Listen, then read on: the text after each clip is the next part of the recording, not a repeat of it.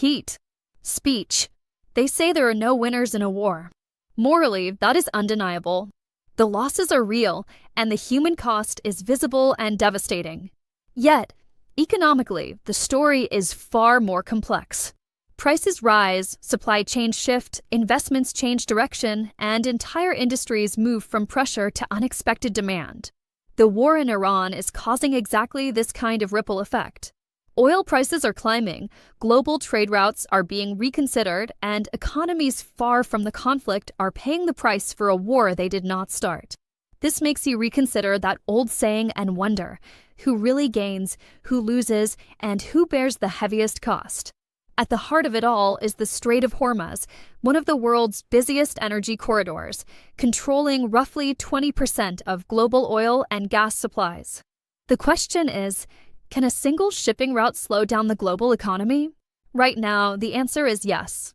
Before the war, ship traffic through the strait was actually higher than last year, averaging 106 vessels a day compared to 83 in 2025. But as the conflict intensified, traffic plunged dramatically. In early March, it fell to just 6 ships per day. When oil supply tightens, prices react immediately. Natural gas has surged about 10%, driven by fears of shortages. Petrol prices have risen sharply in multiple countries, including Australia, the United States, Singapore, and Spain, with Vietnam seeing the largest jump. Some countries, like India and Brazil, have not seen immediate spikes, mostly because their prices are regulated. But for millions of households, particularly in import-dependent nations, the strain is evident. LPG prices have climbed significantly, affecting consumers directly. Greece now faces the highest rates at over $223 per oil barrel equivalent, followed by Israel and the United Kingdom. Meanwhile, producer nations like Russia and Saudi Arabia enjoy lower prices, with countries like India and Australia falling somewhere in between. Airlines are also feeling the pressure. Jet fuel, one of their largest expenses, has become more costly, forcing many carriers to implement fuel surcharges. Travel, too, is getting more expensive. It is increasingly clear this is not a short-lived shock. The impact is uneven, spreading, and forcing economies to adapt in different ways. Traditionally, when energy prices rise, producers benefit and consumers pay, but this time, even that equation is becoming more complicated. West Asia remains the core of global energy supply, and the Strait of Hormuz is its main artery. However, attacks on energy infrastructure and shipping disruptions are hitting even major Gulf producers like Qatar and Saudi Arabia. Oil prices may rise, but if producers cannot deliver their crude, those gains do not translate into profits, creating opportunities elsewhere. Countries like Norway and Canada are stepping in as alternative suppliers. This isn't unprecedented. After Russia invaded Ukraine in 2022, Norway increased production and benefited from Europe's shift away from Russian gas. Canada is now trying to position itself as a reliable energy partner, though questions remain about how quickly it can scale up. The biggest unexpected winner, however, could be Russia. As global supply tightens and some restrictions ease, Russian crude exports, especially to India, have surged by as much as 50%.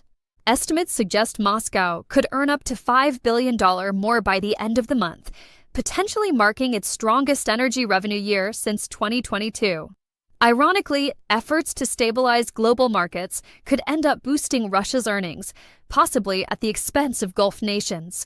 What about the United States? President Donald Trump has claimed that higher oil prices mean more revenue for the U.S., and to some extent, that is true. American oil producers could see tens of billions of dollars in additional income if prices stay high. Yet that does not make the U.S. a clear winner.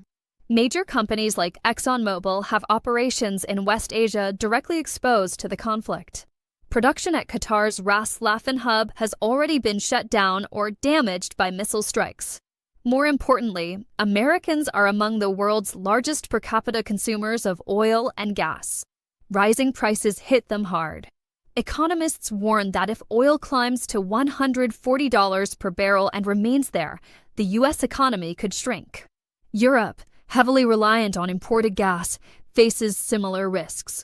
Inflation is set to rise again, and traders are betting that the European Central Bank and the Bank of England may need to raise interest rates. The global outlook is uncertain. No one can predict with clarity how the economy will evolve or when conflicts in Ukraine and Iran will end. Asia is particularly vulnerable. The continent imports nearly 59% of its crude from West Asia, making it highly exposed. Responses have been mixed. China has built reserves and is reportedly increasing purchases from Iran. India, which imports about 90% of its crude and relies heavily on the Strait of Hormuz, is turning more to Russia to offset disruptions. Not all countries have that flexibility. Japan, which sources around 95% of its oil from West Asia, has approached the International Energy Agency for additional reserve releases. Across Asia, challenges are significant. Sri Lanka has implemented weekly public holidays to reduce fuel use. Pakistan, still recovering from economic struggles, has raised petrol prices, temporarily closed schools, and imposed strict austerity measures, cutting subsidies and government spending. Bangladesh has taken similar steps. Myanmar has implemented nationwide fuel rationing, and the Philippines has declared an energy emergency, giving the government more options to act quickly in purchasing oil and coordinating agencies. To cope with rising energy costs, several Asian countries are increasing coal use.